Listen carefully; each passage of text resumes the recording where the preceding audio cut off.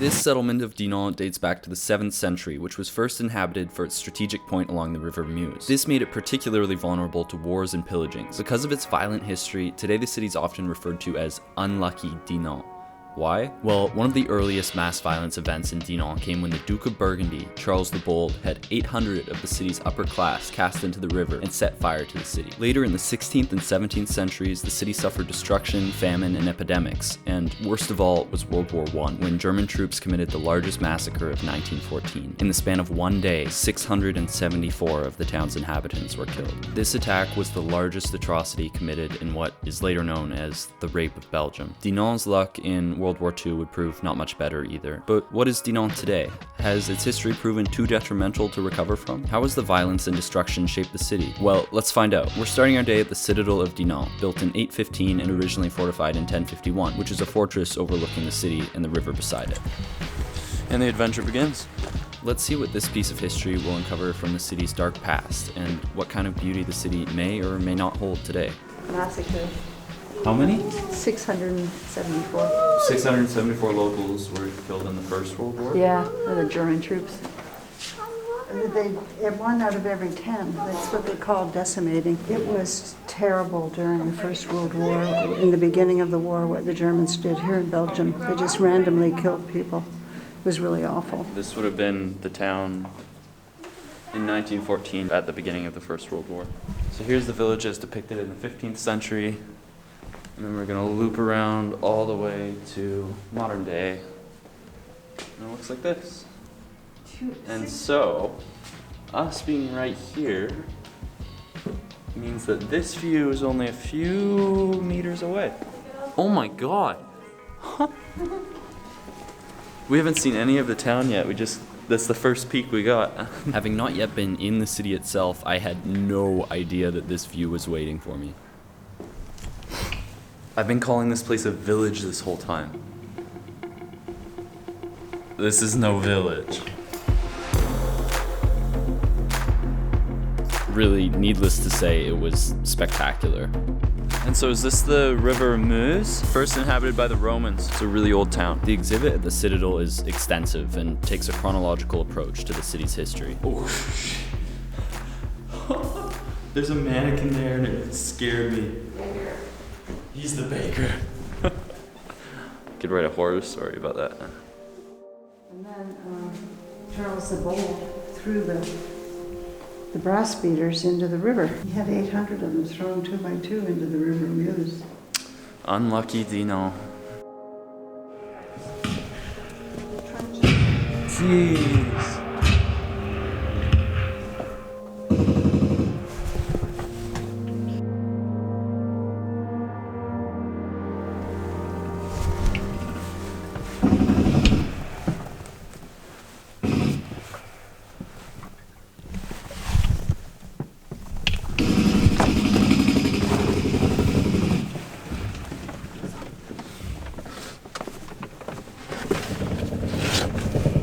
Oh, this is steep. What? This is so cool. It's all on a giant slant.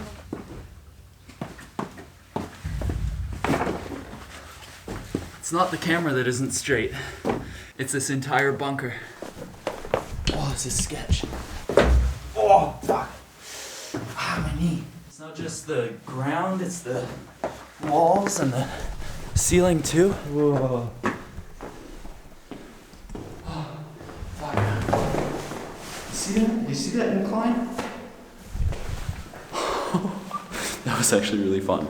Although I don't think it's meant to be fun. It's meant to be more of a put you in the time and place of World War I, which, let's be honest, was not fun by any means. Regardless, this museum in Dinant is really, really fascinating.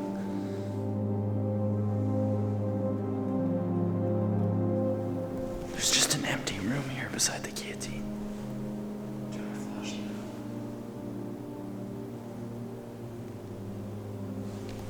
This place gives me the creeps.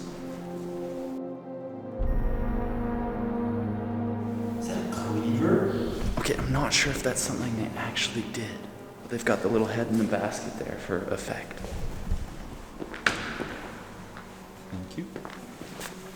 Alright, we're gonna head into the actual town now that we saw from the outlook.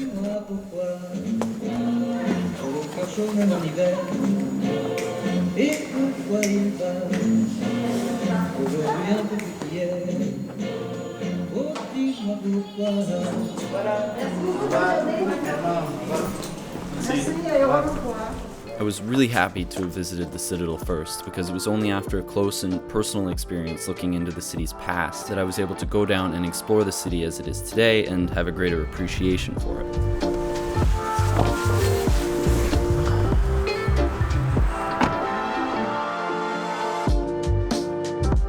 We're on our way to find a nice place to stop and eat for lunch. We're looking for Adolphe Sax Street, named after the guy who invented the saxophone. I think we found the restaurant.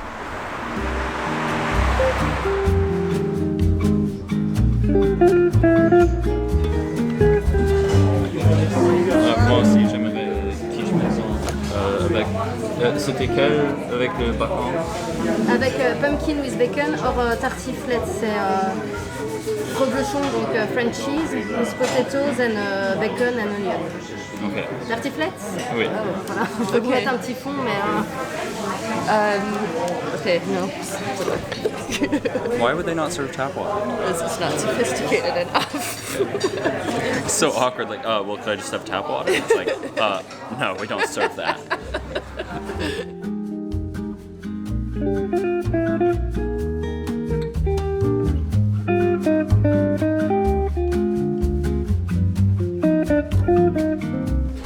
So we're contemplating whether we should be getting dessert here.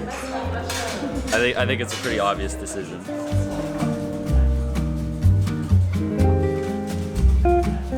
So I really wanted the crepe, the crepes, but you know, we're in Belgium, you gotta get Belgian waffles. Belgian waffles in Belgium.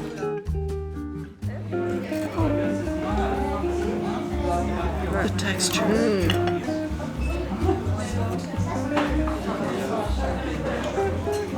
It's like a pillow. A pillow. But it's crispy on the outside. I know. Crispy pillow. Yeah, it's a crispy pillow. So what are we doing now? I'm gonna walk around. You're gonna explore the town? Yep. Oh my god. You're very smart.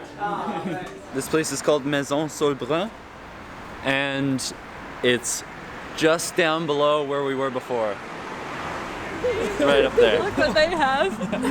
So Catherine was saying, like, you know, Europe has all these beautiful towns and this beautiful landscape. Just everything's just so great. The food. And then what do we have in Canada, Catherine? We have Tim Biebs. Tim Biebs at Tim Hortons. We have a couple sites left to see on our list. One of which is the Cathedral Notre de Dinant.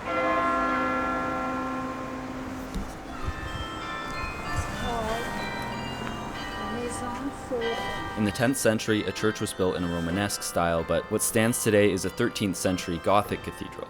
The church is built entirely from the grey limestone of Dinant, but it was destroyed in 1227 when a piece of overhanging rock came down, killing 36 people. Since then, it has suffered countless attacks throughout its history, but it stands today beautiful and well taken care of, guarding over the city, even with an air of pride, you could say.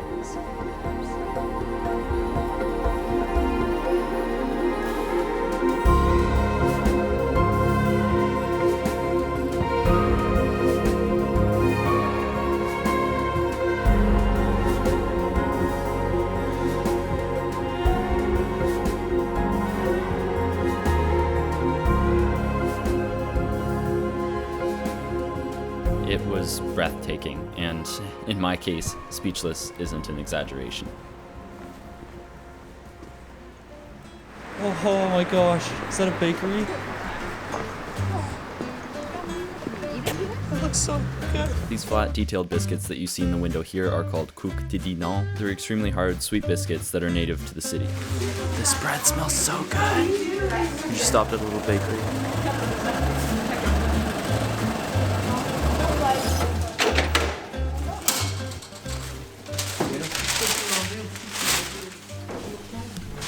Alright, Alright, next stop. Just on the outskirts of the downtown is this rock outcrop, which marks the furthest point of the German advancement in the Battle of the Bulge in 1944. So to this day, it's a point of inspiration, I guess you could say, to the locals. Our time in Dinant was coming to an end, and we decided we'd cross the bridge to get a final look at the city opposite to where we started. Is this Saxophone Street?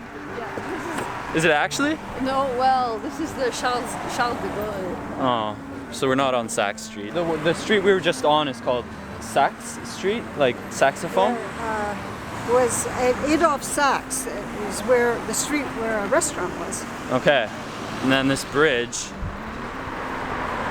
is filled with saxophones. I couldn't help but smile being there, taking it all in, how orderly and beautiful the city was in spite of all it had been through. Visiting Dinant, taking a photo and eating a chocolate-covered waffle and calling it a day would have been fun, but not memorable. It's gonna get copyrighted though, so I can't listen. Can you take a picture of Nanny and me?